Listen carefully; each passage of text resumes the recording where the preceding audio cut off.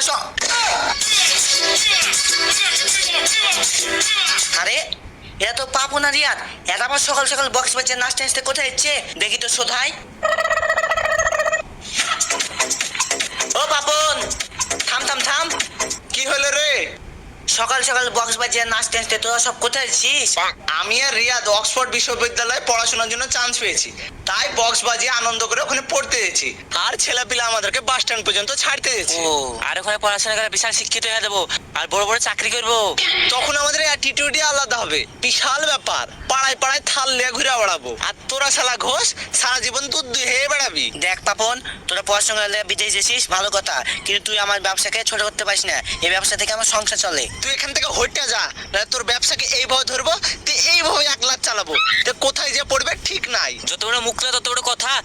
যা এখান থেকে যা। ও ওরকম ভাবে শুনবে না, ওকে চালাতে হবে। হাট, তুই বাজা ডিজে। হ্যাঁ বাজাচ্ছি।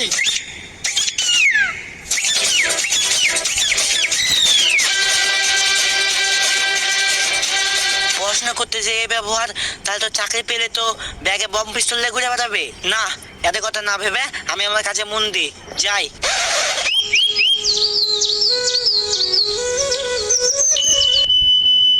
হ্যাঁ রে রিয়াদ, বাপে 10-15 লাখ টাকা খরচ করে অক্সফোর্ড বিশ্ববিদ্যালয় থেকে পড়াশোনা কমপ্লিট করনু, দিয়ে এই পশ্চিম বাংলায় এসে কোন জায়গায় যে চাকরি পেয়েছিলে, বাড়িতে উঠতে বসতে খোটা দিচ্ছে।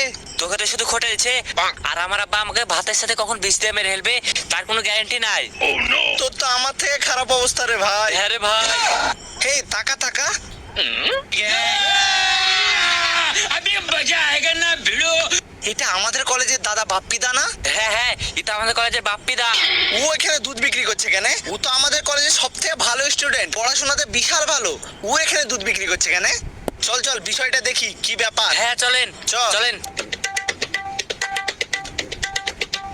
কি ব্যাপার বাপ্পি দা, তুমি এখানে দুধ বিক্রি করছো কেন? তোমার তো চাকরি করার কথা, তুমি তো আমাদের কলেজের সবথেকে ভালো স্টুডেন্ট ছিলা।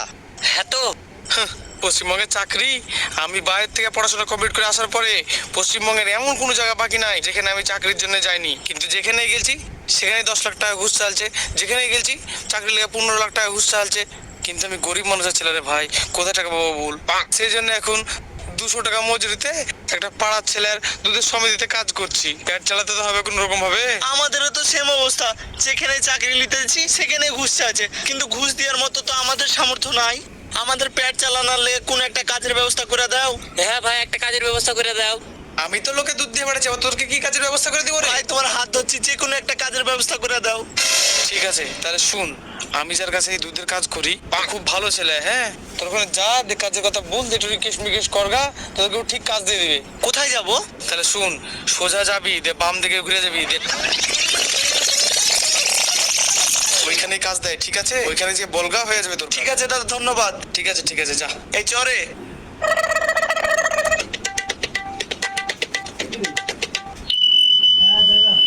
এই দুধের দাম গেলা বিজির মধ্যে দুধের ফ্যাক্টরিতে দিয়ে আসো। ও বাবা আমাকে বারবার ফোন করছে। ঠিক আছে যাও। দাদা, কিরে তোরা আমার সমিতিতে কি করছিস? আমরা তো তোর কাছে কাজ চাইতে এসেছি, তুই এত বড় সমিতির মালিক হয়ে গেছিস। হ্যাঁ হয়ে গেছি, কিন্তু তোরা আমার কাছে কাজ করবি, তত ভালো ছাত্র তত চাকরি করবি। তোরা আমার এই কাজকে কত ছোট করেছিলি, কত নিচ করেছিলি, এমনকি আমাকে হাতও তুলেছিলি, তোদের মনে নাই? আরে ভাই সবই মনে আছে, কিছু ভুলিনি, কিন্তু এখন আমাদের খুবই খারাপ অবস্থা। আমরা কোথাও চাকরি পেয়েছি না, যেখানে চাকরি নিতে দিচ্ছি সেখানেই ঘুষ চাইছে, আর আমাদের তো ঘুষ দেওয়ার মতো সামর্থ্য নাই না, তাই পেটের দায় তোর কাছে কাজ চাইতে এলাম। ভাই আমাদেরকে একটা কাজ দে, আমাদেরকে ঘুরিয়ে দিস না ভাই। ঠিক আছে ঠিক আছে, তোদের মধ্যে আমি ছোট লোক না। তোরা কাজের লেগে কালকে সকাল 9টার সময় চলে আসিস। ঠিক আছে, ধন্যবাদ দাদা। जिस काम से आपका पेट पलता है ना सर, घर चलता है, उसको कभी गलत मत बोलना।